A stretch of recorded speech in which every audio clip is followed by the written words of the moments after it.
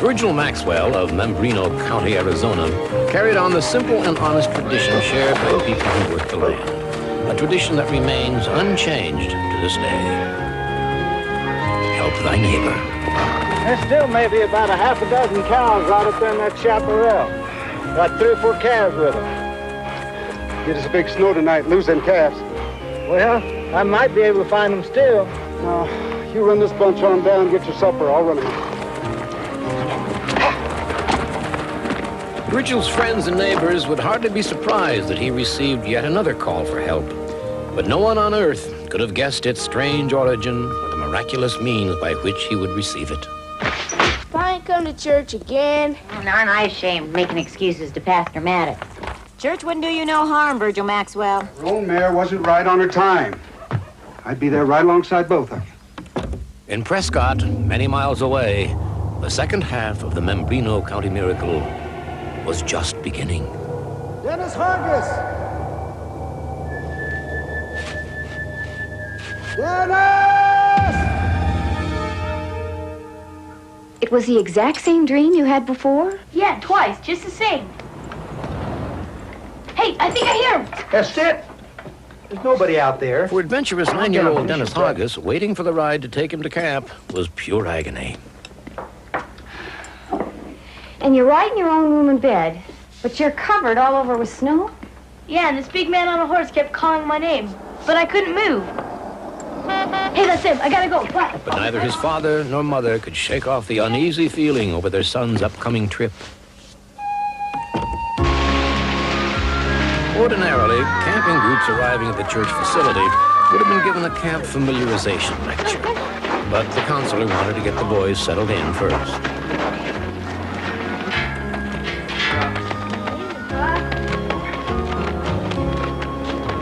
The high country of Membrino County was known for sudden and violent weather changes. In this part of northern Arizona, heavy snowfall was not unusual as late as the middle of May. Yeah, storm's gonna be a beaut.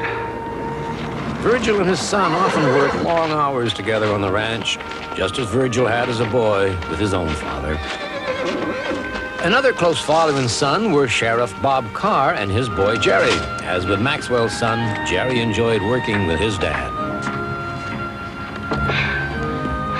Hi, son. It's freezing out there. I know. How's school today? It's pretty good. On that March 4th afternoon, the temperature began dropping rapidly.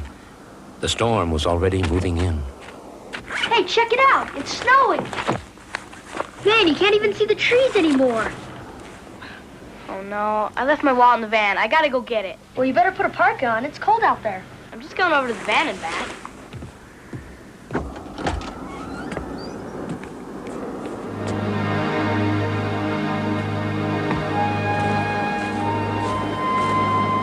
What started out as a short walk across the compound suddenly turned into a trek of nightmarish proportions.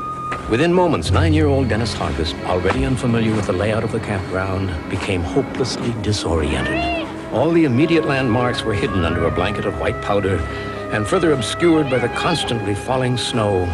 Soon, the youngster took a wrong turn and wandered out of the campground. Dennis continued to plunge on, expecting any time to find the recreation hall or one of the cabins. The first call came in from the camp counselor shortly after 3. By this time, Dennis Hargis had already been missing almost 2 hours. Mr. Moore, calm down, sir. Okay, don't do a thing. Sit right down with the boys. Don't track up the area. I'm on my way. We've got us a lost little boy up at Firebird Camp. Son, I've got to depend on you. Get on the radio. Deputies, medevac, search and rescue. Can you handle it? Yeah, Dad, don't worry. I can handle it. Let's get your people squatted over here. Go ahead. By now, more than 100 people had been alerted and had joined the search. The search for Dennis Hargis, the little boy who disappeared from the YMCA church camp near Mount Solterra, will soon be hampered by darkness. The searchers, who now number more than 100, are spread out in a widening circle over an area of several miles. But a major problem is that intense snow flurries earlier today quickly covered any tracks, making it difficult to pick up little Dennis's trail. However, a break in the storm has allowed search and rescue crews, now aided by dogs and helicopters, to intensify their efforts in hope of finding Dennis before darkness settles in these rugged mountains.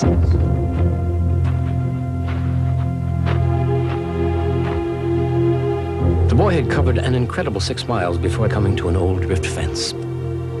Young Dennis was afraid his continued wandering would only take him farther and farther from safety. Cold and exhausted, he rigged up a crude shelter and climbed inside. Now, with only the flimsiest of protection and another storm moving in, he fell into a deep and weary sleep. His only company was fear and the relentless cold.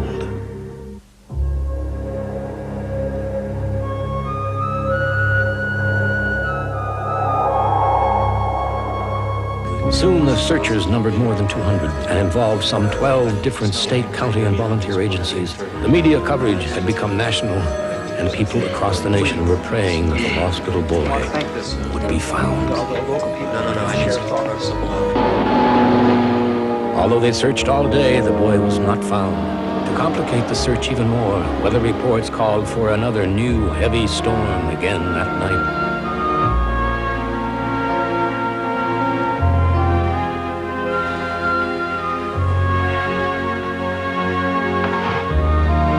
Rancher Virgil Maxwell tucked in his son for the night and couldn't keep from thinking about another man, the father of the missing boy, whom he knew must be in sheer agony over the uncertain fate of his own son. That little fella's been out in the cold 28 hours already. But tonight's gonna dip down 10, 12 degrees. He ain't never gonna make it. My heart goes out to him too, honey. They got all those folks out looking for him. There's nothing more we can do about it. You just come on to bed now. I'll be along. But incredibly, though Virgil had never laid eyes on Dennis or his parents, that force that moves in such wondrous ways was already at work. What? Jenny, I know where that boy is. I just dreamed it, clear as day. That piece of old drift fence up along the south boundary of the government range. I gotta go get it. Neither Virgil nor his wife or son questioned the need for them to go out in the bitter cold at 3:30 in the morning to look for the lost boy that Virgil had seen only in a dream. Should have come across that fence line by now. Everything's all drifted over. You all right? I'm a little cold, I guess. Last time you listened to one of the old man's dreams, I bet. Regardless of how their quest might turn out, Virgil found himself proud of his son's commitment to the stranger who needed help. We gotta keep looking.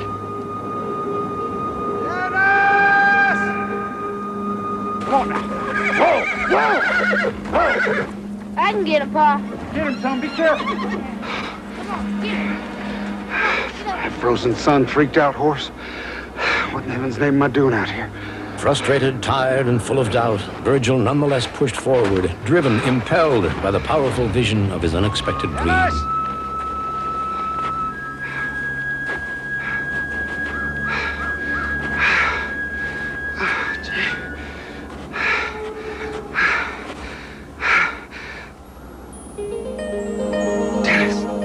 Dennis Hargis!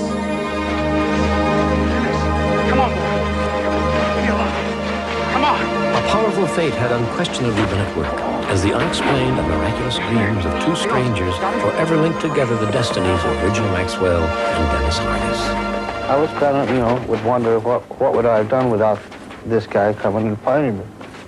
While we're driving back, there's the radio. There's a guy, they have a radio in the vehicle, and they're calling across the radio and saying, we found him, we found him. Felt like I was chosen, almost. Chosen to live, rather than to stay the extra 10 hours out there and to have died.